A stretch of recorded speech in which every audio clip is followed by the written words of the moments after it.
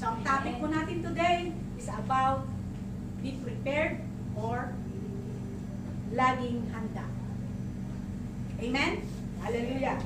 So, tayo po ay magbasa sa salita ng Panginoon sa ating main text, main verse po natin. Ito po ay matatagpuan sa aklat ng Mateo, chapter 25, verses 1 to 13. Ito po ay patungkol sa talinhaga ng 10 virgins. It is all about the parable of the 10 virgins. Amen. Po niya dito, ang kaharian ng langit ay may tulad dito. May 10 dalagang lumabas upang sumalubong sa lalaking ikakasal. Bawat isa ay may dalang ilawan. Ang 5 sa kanila ay hangal at ang 5 naman ay matatalino. Ang mga hangal ay nagdala ng kanilang mga ilawan, ngunit hindi nagbaon ng langis. Ang matatalino naman ay nagbaon ng langis, bukod pa sa kanilang mga ilawan. Inantala ang pagdating ng lalaking ikakasal, kaya inantok at nakatulog sila sa paghihintay. Amen. Ngunit ang hatilalinay ay sumigaw, narito na ang lalaking ikakasal. Lumabas na kayo upang salubungin siya. Agad umangon ang 10 dalaga at inayos ang kanilang ilawan. Sinabi ng mga hangal sa matatalino, bigyan naman ninyo kami kahit kaunting langis. Aandap-andap na ang aming mga ilawan. Baka hindi ito magkasya sa ating lahat. Mabuti pa'y pumunta muna kayo sa tindahan at bumili para sa inyo. Tugon naman ng matatalino. Amen. Kaya lumakas ang 5 dalagang iyon upang bumili ng langis. Habang wala sila, dumating ang lalaking ikakasal. Ang 5 nakahanda ay kasama niyang pumasok sa kasalan at isinara ang pinto. Amen. Pagkatapos, dumating naman ang ibang nakahanda. Panginoon, Panginoon, papasukin po ninyo kami, pakiusap nila. Sigaw nila. Ngunit tugon siya, sino ba kayo? Hindi kayo kilala. Pagkatapos nito ay sinabi ni Jesus, kaya magbantay kayo sapagkat hindi ninyo alam ang araw o oras. Hallelujah, purihin ng Diyos. So it's all about sa ating pag-prepare, sa ating paghahanda. Ang una tigit sa lahat na ating pong ihahanda, mga kapatid, ay ang ating puso. Talinhaga ng 10 virgins ay naihahalin tulad sa paghahari ng Diyos sa langit. Ito ka, naihahalin tulad sa kaharian ng Panginoong Jesus sa langit. So bago po tayo magpatuloy mga kapatid, nais ko lamang pong itanong kung may nakapagsabi na ba sa inyo ng ready ka, prepared ka, humanda ka. Meron na bang nagsabi sa iyo? Get ready. Meron na bang nagsabi sa inyo? Amen. I'm sure lahat tayo, lalong-lalo na sa mga nakahawak ng mga ministries, sa lahat ng mga recon teams. Pag sinabi ni leader, ikaw sister, ang mag-worship lead, humanda ka, mag-prepare ka. Ganon din po dun sa pag-exhort ng giving. Pag may inaatasan po ang Panginoon na mag-exhort ng giving, ano po sinasabi na sa atin ng ating pastor? Be prepared. Ganon din po sa amin na nagpapahayag ng salita ng Diyos. Sinasabi sa amin ni pastor, get ready. Be prepared. At lalong-lalo na po na maririnig natin ang salitang yan sa ating Panginoon Jesucristo. Are you ready? Yes. So dito po natin makikita mga kapatid na kung tayo po ay tinanong, kung tayo pa ay ready, nabibigla tayo, di ba? Yung reaction natin is mixed emotion tayo. Kinakabahan tayo. Ready nga ba ako? Nakahanda nga ba ako? Yun yung ano natin. Kagaya din po ng mga 10 virgins. Ang mga 10 virgins na ito po ay naihahalin tulad or ito po yung representative. It represents yung mga Christians. So ang mga 10 virgins na ito mga kapatid, ito po yung mga mananampalataya. Ito po yung mga tumanggap na sa Panginoon. Pero bakit sinabing may foolish virgins? At bakit sinabing na 5 wise and 5 foolish. Ang mga 5 wise virgins po mga kapatid ay naihahalin tulad sa mga anak ng Diyos na tumutugon sa pinapagawa ng Diyos. Sila yung gumagawa kung ano yung sinasabi ng Panginoon. Yung puso nila ay purified by the Holy Spirit. Kumbaga naialay yung puso na talagang nagpa-purify sa Panginoon. Samantalang itong mga foolish or mga hangal sa Tagalog, ito yung mga easy to go lucky ng mga Kristiyano. And I do believe, wala dito yun. Wala dito yun dahil alam ko lahat tayo ay purified. Nung tinanggap natin ang Panginoon, talagang we are purified. Nilinis tayo ng Panginoon. Inalis yung kasalanan natin. Binago tayo ng Panginoon. And so, as we go on mga kapatid sa passage na ito, we will going to explore what means to be prepared.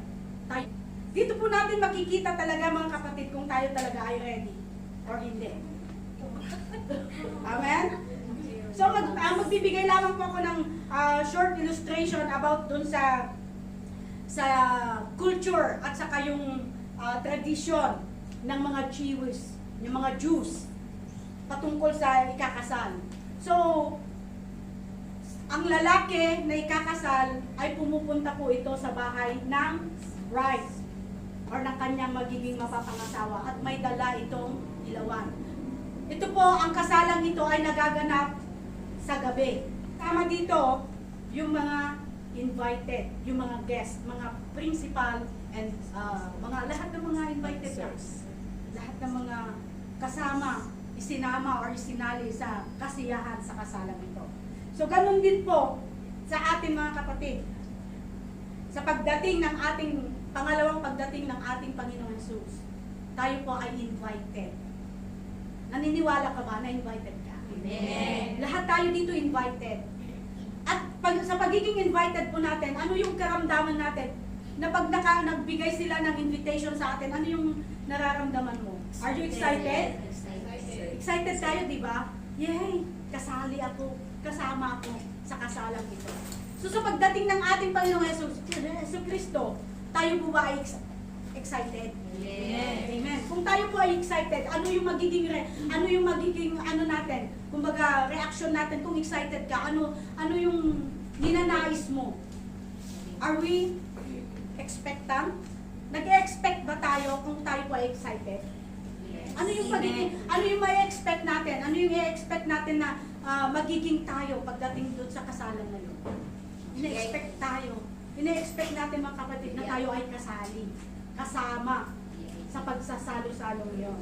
Amen? So yung message ng salita ng Panginoong Diyos dito is to get ready for the coming or for the return of our bridegrooms or ang ating Panginoong Kristo.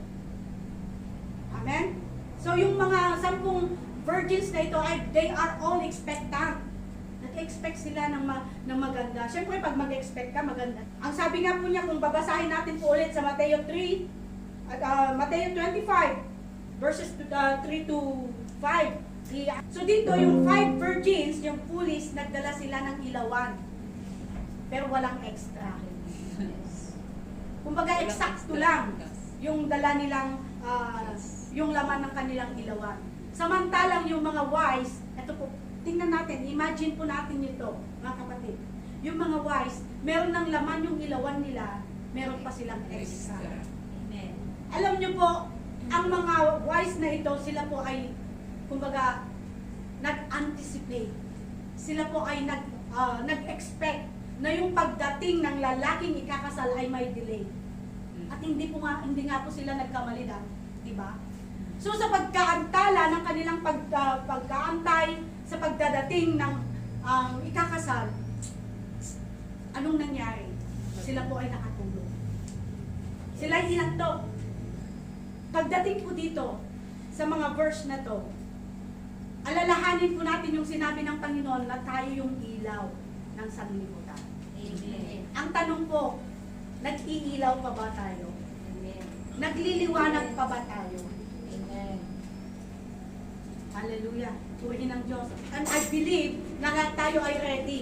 Lahat tayo ay nag-iilaw. At hindi kagaya dun sa mga 5 pulis na nag-aandap-andap na yung kanilang ilaw. Amen? Purihin ang Diyos. Yung sa pagkaantala ng pagdating ng ikakasal, alam niyo po, meron pong, ang para sa akin, ito po ay merong kagandahan para sa atin. Bakit kano? Even though we are so excited na darating ang ating Panginoong Yesukristo upang tayo ay kunin, ang tanong, ready ba talaga tayo sa kanyang pagbabalik? So sa ating pag-aantay, can we examine our heart kung talaga bang tayo ay handa? Nagagawa ba natin yung pinapagawa ng Panginoon? Kagaya po ng sinabi kanina ng ating preachers kaninang umaga, naghahayo ba tayo? Naipapahayag ba natin ang salita ng Diyos? Nag-i-invite pa ba tayo? Nagpa-follow up pa ba tayo? Itong lahat ay mga simpleng bagay na inuutos ng Panginoon na ating gagawin habang tayo'y nag-aanda, habang tayo ay nag-aantay sa pagdadating ng ating Panginoong Yesukristo. Amen po ba? Amen. Praise God. So we are the light. We are the light sa mga lugar na kung nasaan tayo ngayon. Hindi po aksidente mga kapatid na tayo po ay, kung ikaw man ay nasa Yunlong, Clearwater Bay, Saico, at kahit saang dulo ng Hong Kong, meron at meron ba purpose ang Panginoon sa bawat isa sa atin. That tayo po ay magliwanag. Tayo ang magdadala ng liwanag sa lugar na yan. Dahil alam po natin ang mundo ay napakadilim. Marami ng mga kasamaan na nangyayari sa mundo nito. Amen po ba? Amen. So we must be ready while waiting. Not just believing Jesus Christ. Hindi lamang sa pamamagitan ng ating pananampalataya at pagtitiwala sa Panginoon tayo dapat mag-ready. Number 1, it involves living a way that reflects our belief in God. Yung the way na namumuhay po tayo. Paano po tayo namumuhay? Ito ba ay sa ating pamumuhay ba, sa ating paglakad ba, ay naaayon sa kalooban ng Panginoon? Naaayon ba sa katuwiran at kabanalan ng Panginoon? Tayo ba ay lumalakad ayon sa kabanalan ng Panginoon or ayon pa rin sa dating sarili natin? Ito po yung isa nating ipag-ready. At ang pangalawa, it involves, mga kapatid, that we are living and anticipating in His return. Kagaya ng mga 5 wise virgins, dapat tayo po ay maging expectant. I-expect natin na tayo ay makakasama Amen. sa pagdating ng ating Panginoon. Sino ba ang excited na makakasama? Sino ba ang nagdi-desire na makasama sa langit? Amen. Amen. Hallelujah. Kaya po tayo tinawag ng Panginoon. Hindi lamang para manampalataya sa Kanya, but to live a life that is expecting something to God. Amen? Amen. Ito pa, it involves living a life of obedience. Kaninang umaga, obedience ulit. Faithfulness. Ang pagiging matapat natin. Tapat ba tayo sa ating paglilingkod? Tapat po ba tayo sa ating pagtawag sa Panginoon? Tumutugon ba tayo, mga kapatid, sa mga inuutos ng Diyos sa atin? Kagaya po ng sinabi ng Mateo sa 7:21 to 23, na hindi lahat ng matumatawag Panginoon, Panginoon ay makakapasok sa kaharian ng Diyos. Sino lamang daw yung makakapasok? Kung sino yung nag-obey, kung sino yung mga faithful, kung sino yung mga sumusunod sa pinapagawa ng Panginoon sa atin. Hindi lamang po dahil tayo ay may pananampalataya na kampante na tayo. No, there is a vision, there is a mission na meron tayo na dapat nating gawin na ibinigay sa atin ng Panginoon. Yung vision po natin, yung mission na ibinigay, na mag-multiply po tayo, mag-soar high like an eagle, na umabot tayo sa mga malalayong lugar, abutin yung mga lost souls, gagamitin tayo ng Panginoon. Do you believe? Amen. Amen? Hallelujah. Gamitin tayo ng Lord. At habang tayo po ay nag-aantay, we need to be filled with the Holy Spirit. Amen? Amen. Sense the Holy Spirit. Alam po natin na nung tinanggap natin ang Panginoong Diyos bilang ating Diyos at tagapagligtas, siya na po ay nasa sa atin na. Kagaya din ng sinabi kaninang umaga, the Holy Spirit is living in us.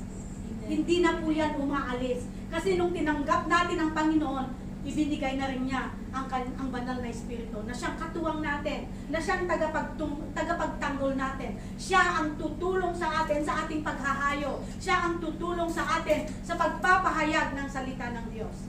Ang gagawin lang natin, we need to be get ready. We need to be prepared na maging ma-fill in ng Holy Spirit. Amen? Hallelujah. So alam niyo po, kapag tayo po ay nagkakasala, kung tayo po ay nakakagawa ng kamalian, hindi po umaalis ang banal na Espiritu. Nandyan lang. Alam niyo kung ano ang role ng Holy Spirit. Kinukonvict tayo. Kinukonvince tayo na iwanan natin yung kasalanan na yan. Amen. Ang tanong, naririnig ba natin yung conviction niya? Naririnig ba natin yung still small voice ng Panginoon? Baka ang naririnig natin ay sigaw ng kaaway. Bakit kaya sumisigaw ang kaaway at ang Panginoon ay bumubulong? Alam niyo kung bakit? Dahil ang Panginoon ay malapit sa atin. Ang Holy Spirit ay nasa sa atin, kaya hindi na niya kailangang sumigaw. Bumubulong yan. Hallelujah! Para maramdaman mo, marinig mong maigi kung ano yung sasabihin niya sa'yo. Samantalang ang kaaway malayo sa'yo. Hindi siya makalapit kasi nasa sa atin ang banal na Espiritu. Kaaway niya ang Holy Spirit, di ba? Amen? So, ang kaaway sumisigaw. Alin dito ang pakikinggan po natin? Ang bulong or ang sigaw? Ang bulong. Amen? Hallelujah! May bulong. Pakinggan mo. Dinggin mo, sabi ng kanta, di ba? May bulong, dinggin mo. O, di ba? Napakanta tuloy tayo. Amen. Hallelujah! Purihin ang Diyos. Tayo po ay pumalakpak sa Panginoon. Hallelujah! Hallelujah! Hopefully na mayroon po kayong natatanggap, may naunawaan po kayo sa salita ng Panginoon na ito. Amen? Ang sabi nga po ng Romans chapter 8 verse 9, na nung tayo po ay tumanggap sa ating Panginoong Jesucristo, na naan sa atin ang banal na Espiritu, sabi niya, ngunit hindi na kayo namumuhay ayon sa laman, kundi ayon sa Espiritu. Sa katunayan, nananatili sa atin ang banal na Espiritu. Ito na yung katunayan na ang banal na Espiritu ay nasa sa atin. At ang sabi po niya dito, kung wala sa isang tao ang Espiritu ng Diyos, hindi siya kay Kristo. Sino naniniwala na sa kanya na ang banal na Espiritu? Amen. So, kay Kristo tayo. Ang mga wala sa kay Kristo, sila yung hindi tumanggap kay Kristo. Amen? Hallelujah! At kung ating itutuloy sa pagbabasa ng verse, ng main text po natin, nakita natin dito, nabasa po natin dito kanina, na yung mga nag-aantay ay naantok. Inantok at nakatulog. Sino po inaantok? Amen! Wake up! Amen! Ang sabi po dito, stay awake. Amen? The 10 virgins fall asleep. Lahat sila.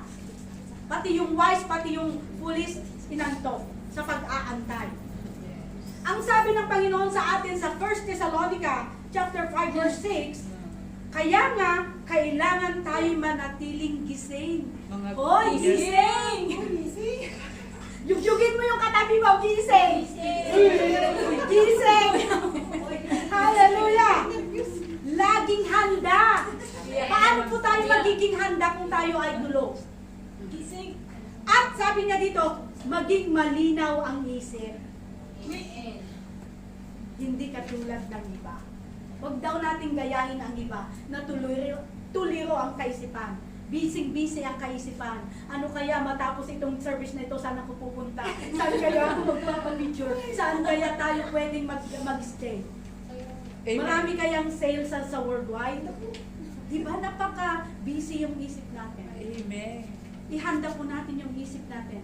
Bilang paghahanda sa ating pag-isip, kailangang malinaw yung kaisipan natin. Kailangang ang laman ng isip natin ay ang patungkol sa Panginoon. Hallelujah. Let us focus our mind Amen. Jesus. Kung ano yung pinapagawa ng Lord, doon ka mag-focus. Hindi yung magpapalayo sa atin sa presensya ng Panginoon. Hindi yung magpapalayo sa ating paglilingkod sa Panginoon ang ating aatupagin sa ating kaisipan. Stay away, sabi ng Panginoon. So, ibig po sabihin nito mga kapatid, are we spiritual awake? Amen. Maraming nagsasabi, gising, ako'y gising. Oo, in physical, gising tayo. Pero yung, how about yung spirit natin? Saan na ba nakarating yung espiritu natin? Tulog. Huwag po nating hayaan mga kapatid na tayo po ay makatulog na our spirit. Di ba ang sabi niya sa kanyang salita, the spirit is willing, But the flesh is weak. the flesh is weak. So kailangan po natin maging alive yung spirit natin palagi sa pamamagitan ng paggawa natin kung ano yung pinapagawa ng Panginoon. Paano tayo maging alive? Paano tayo maging awake? Ang sabi ng Panginoon, watch and pray. Lagi po ba tayong nananalangin? Para hindi po tayo antukin, para hindi po tayo hilain ng ating higaan habang tayo gumagawa sa pinapagawa ng Panginoon. Watch and pray. Ang sabi ng Lord, pray without ceasing. Ito yung makakatulong sa atin. Kung tayo na po ay hinihila ng kaaway, yung espiritu natin pinapatulog, watch and pray, sabi ng Panginoon, that you will not fall into sleep. Para hindi tayo makatulog. Yung espiritu natin hindi makatulog. Huwag mong hayaan, kapatid, na ang espiritu mo ay makatulog. Katawan natin nakatulog na, kapatid, espiritu natin nakatulog na. So anong nangyari dun sa 5 foolish virgins? Nung biglang dumating ang Panginoon, sila ba ay handa? Hindi. Although, yung ilawan nila, syempre natutulog sila, kailangan nilang naka-on yung ilaw nila, di ba? So habang natutulog sila, unti-unti nang nag-aandap, nawawala na yung langis, nauubos yung langis, nag-aandap na yung apoy. Huwag po nating hayaan mga kapatid na ang apoy natin ay mag-aandap-andap. Kailangan natin ang oil ng Panginoon, which is the Holy Spirit. Ang sabi nga niya sa kanta, give me oil in my lamp, keep it burning. So yun ang dapat nating magiging desire. Lord, give me oil into my lamp and keep it burning. Yun ang dapat nating desire habang tayo po ay nag-aantay sa muling pagbabalik ng Panginoon. Upang tayo ay patuloy na maging ilaw sa lugar na kung saan tayo. Upang tayo ay patuloy na makapagpahayag ng salita ng Diyos. Upang tayo po ay patuloy na makapag-evangelize, maipahayag yung kabutihan ng Diyos na tinanggap na po natin. Amen po ba? Amen. Praise God. So sabi ng Panginoon, kailangan natin maging awake spiritually. Ito po ay napakaseryoso na bagay, mga kapatid. Talagang ang kaaway gagamitin niya or alam niya yung kahinaan natin, yung pagre-ready ng salita ng Panginoon. Talagang sinasabi ko, Lord, kailangan kita. Ganon din po tayo. Kailangan natin ang banal na espiritu sa ating mga buhay. Sa lahat ng ating gagawin, ang sabi nga ng Panginoon, we cannot do anything without Him, di ba? At nung umakyat ang ating Panginoong Hesukristo sa piling ng ating Amang nasa langit, ang bumaba ay ang Holy Spirit.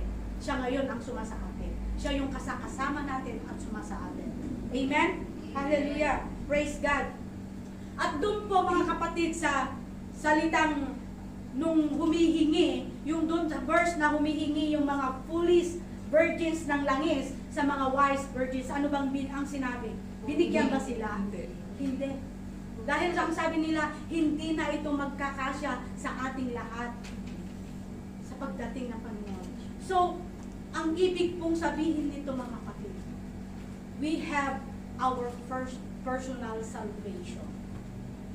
Kailangan nating mag-ready palagi. Kailangan nating maihanda yung sarili natin na sa pagdating ng ating Panginoong Hesukristo sa kanyang muling pagbabalik, ay nakahanda tayo. Yung ilawan natin ay nagniningning pa rin. At yung meron pa rin tayong extra na oil habang tayo po ay nag-aantay. At yung ang kaligtasan po ay hindi natin pwedeng hiramin sa ating kapwa mananampalataya. Hindi po natin pwede na hiramin sa ating mga kapamilya na meron ng kaligtasan. Hindi mo pwedeng, can I borrow yung salvation mo? Pwede mo bang hiramin? Sa tingin niyo po ba ibibigay niya yung salvation niya? No, syempre. Lahat tayo, wala pong group salvation. It is individual salvation. Amen. Alam niyo po, kahit po mga pastors, mga evangelists, mga prophets, mga kung sino pa man yung mga tanyag or talagang ginagamit ng Panginoon, hindi po exempted sa salvation na to. Tingnan nyo lang po yung yung inaangkin niya na sinasabi niyang He is the Son of God. Siya yung ipinadala ng Panginoon na Son of God. Anong nangyari ngayon sa kanya? Alam niyo po, siya po ngayon ay maraming kaso. Napapabalita na siya'y maraming nirape. Ano po yun? Inaangkin niya na siya po ay Son of God. Siya yung the only Son of God, na siya yung inano ng Panginoon na pumunta dito sa lupa para magligtas. Ang ating kaligtasan, walang ibang makakapagligtas sa atin kundi ang sarili natin at ang ating pananalig at pananampalataya sa ating Panginoong Jesucristo. Hindi natin ito pwedeng sabihin sa ating kapatiran or kay pastor, Pastor, pwede ba akong sumabit sa'yo dahil alam kong ligtas ka na? Pwede mo po ba akong hilahin? Wala pong ganun mga kapatid. We need to get ready. We need to examine our heart. We need to examine our lives. Kung tayo pa ba? Oo nga, nandito tayo nakikinig ng salita ng Diyos. Ang kailangan po natin, we need to apply kung ano yung napapakinggan natin. Kagaya din po kanina, yung word na ibinigay ng Panginoon sa ating preacher kaninang umaga. We need ang Holy Spirit. We need to do what God telling us to do. Huwag po tayong matakot, huwag po tayong masiraan ng loob, o huwag po tayong mapanghinaan ng loob, at huwag tayong sumuko. Doon sa mga pina-follow up natin, hindi nagre-reply, hindi nagre-response, sin na nga, wala pang response. Huwag po tayong manghinawa, mga kapatid. Alam niyo kung bakit yun ang nangyayari? Binibuild ng Panginoon yung pasensya natin. Pinapahaba ni Lord yung pasensya natin. Kung paanong si Lord ay nagpapasensya sa ating kakulitan, ganun din po na tinuturoan tayo ng maging mapagpasensya. Amen. Dahil tayo we are like Christ. We are living in Christ life, di ba? Tayo namumuhay. Tayo na ngayon ay namumuhay just like Jesus Christ. So kung ano nung ginagawa ng Panginoon, yun din ang nais ng Diyos na gawin din natin. Yung magiging karakter natin, na tayo po ay mapagpasensya, mahinahon, mapagpakumbaba, mapagmahal, at mapagpatawad.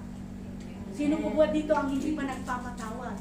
Tayo po ay magpatawad na. Baka iyan po ang magiging sanhi or magiging sagabal na hindi po natin matanggap yung kaligtasan. Yes. Na tayo po ay hindi makakasama sa kasalan sa langit. Take it serious, mga kapatid. Kung meron ka pang hindi na napapatawad, magpatawad ka na. Alalahanin po natin, ang sabi ng Panginoon, hindi tayo patatawarin ng Diyos kung hindi tayo muna magpatawad sa mga tao nagkasala sa atin. Amen? Kasali po ito, mga kapatid, sa ating paghahanda. Hindi lang yung tayo ay dumadalo, tayo ay nagdi-devotion, hindi lamang po yun. Kailangan din nating gawin yung dapat nating gawin, yung tama at yung kalooban ng Diyos na dapat nating gawin habang tayo po ay naghihintay. Amen po ba? Amen. Praise God, puri ng Diyos. So ito yung salvation po natin. We need to work out our salvation. At sa habang sa pag-aantay ng kakasal, nung inopen na yung door, di ba pumasok na yung mga wise virgins na, pumasok na. So, today, the door is still open para sa atin. Bukas na bukas pa ang pintuan para sa atin. So, bilang paghahanda, kailangan natin i-examine ang ating sarili. Kung tayo po ay nagkakasala, if we are still in our sins, the door is closed. Sarado na ang pintuan. Huwag mo pong hayaan na tayo po ay mapagsarahan, mga kapatid. Now that the door is still open, tayo po ay mag-repent. Tayo po ay manumbalik sa Panginoon. Kung tinalikuran natin ang Panginoon, it is the time na tayo pa ay manumbalik na. Hindi po natin masasabi na, Lord, hindi ko na kailangan manumbalik dahil lagi naman akong nandito.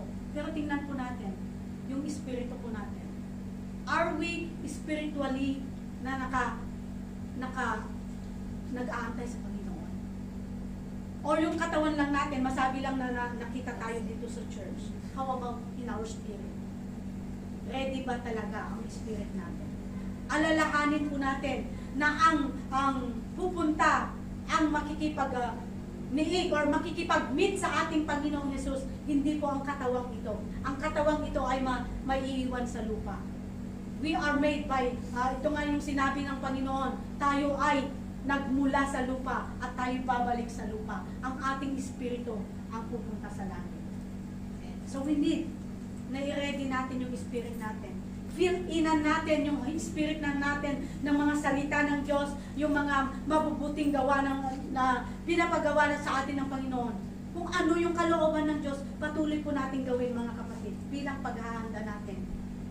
At kung tayo po ay namatay na, at tinanggap na natin ang Panginoong Hesukristo, at muli nating tinanggap ang Panginoong Hesukristo sa muli nating pagbabalik sa Kanya, sa ating muling panunumbalik sa Kanya, nung tayo po ay pinatawad na sa ating makasalanan, that is the time na yung pagpasok natin sa kaharian ng Diyos. Ito'y tinanggap na tayo ng Panginoon at doon na kinuklose na ng Panginoon ang door. Bakit kailangan na nang i-close ng Panginoon ang door? Para hindi na tayo bumalik. Balikan yung nakaraan. Close na nga ng Lord. Pilit pa nating binubuksan. Lord, may nakalimutan ako. Pwede bang buksan ang pinto? Babalik ako doon. Remember, ang sabi ng Panginoon, anumang pinto ang isinara ng Panginoon, wala nang makapagbukas. At kung anuman yung binuksan ng Panginoon na pintuan, wala nang makakapagsara. Amen po ba? Amen. So now is the time, mga kapatid. I-check natin yung puso natin. Magpasaliksik tayo sa Panginoon. Kung handa ba talaga tayo? Yung salvation ba natin talagang tinanggap na natin? Ready na ba tayo talaga? Yung mga ginagawa natin, ayon pa ba sa kalooban ng Diyos? Or lumalakad pa rin tayo ayon sa flesh? Kung ano yung gusto lang ng laman natin na to. Nasusunod pa ba natin yung sinasabi ng Panginoon? Sa pagbibigay na lang ng ating mga ikapo, nasusunod na pa ba natin yun? Sinubukan mo na bang sundin o hindi pa? Sumunod na ba tayo o hindi pa? Huwag po nating hayaan na yung hindi natin pagbigay ng ikapo. Ito po yung bilin ng Panginoon. It is a command, it's not a request, na ibigay natin, dalhin natin yung ating ikasampung bahagi. Saan? Sa templo. Na kung saan tayo ay nagtitipon-kipon, na kung saan tayo doon ay nakakapakinig ng salita ng Panginoon. This is the storehouse of God dito sa lupa. Kaya kailangan po natin saliksikin kung baka yun na yung magiging dahilan or magiging hadlang na hindi natin matanggap or hindi tayo makapasok sa kaharian ng Panginoon. Kagaya po ng sinabi ko sa kanina, na hindi lahat ng tumatawag Panginoon ay makakapasok sa kaharian ng Diyos. Ano po yung sinabi niya sa verse 13? Sa ating main verse, sa Mateo 25 verse 13 or sa verse 12. Anong sabi niya? Hindi ko kayo kilala. Di ba ang sakit nun? Nagkakatuka, Lord, buksan mo po ako. Pagbuksan mo po ako, ako'y invited, Panginoon. Eto nga po, meron akong invitation card. Bakit hindi ako makapasok? Yun ang masakit na mapakinggan. Ang sabi, ang itutugon sa atin, hindi kita kilala. Bilang pangwakas natin mga kapatid, naisip po natin, yung sinabi niya sa Revelations, chapter 19, verse 7 to 8. Now let us rejoice and be glad and give Him glory. For the wedding of the Lamb has come, and His bride has made herself ready. Ready ba tayo? Kung ready tayo, dapat maging excited tayo sa verse na to. Amen. Ang sabi ng Panginoon, fine linen, bright and clean, has given to her to wear. Pinupurify na tayo ng Panginoon. Pure heart na ang inilalagay ng Panginoon sa atin upang tayo po ay makasama sa kalangitan, sa kasalan na mapapangyari sa kalangitan. Amen po ba? So tayo pong lahat ay magpasaliksik sa ating Panginoon. Let us prepare our heart. Kung tayo po talaga ay willing tayo or excited tayo, we need to be expect. We need to expect na tayo po ay makasama sa kasalan na yan. Kung tayo ay, eto na yung sinasabi sa atin ng Panginoon para tayo ay maging ready. Gawin lang natin kung ano yung pinapagawa ni Lord. Ang sabi ni Lord, humayo ka. Ang sabi ng Lord, invite mo yung kaibigan mo, invite mo. Mga simple things na magbibigay kalwalhatian sa Panginoon, yun lang yung nais ng Lord na masunod natin. Bilang paghahanda natin habang tayo po ay nag-aantay. Huwag nating hayaan na tayo po ay ma-fall asleep.